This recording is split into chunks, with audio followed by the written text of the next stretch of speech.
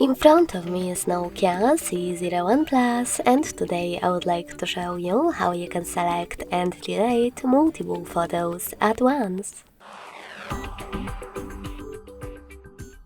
First of all, you need to open Gallery app and select folders or photos at the bottom.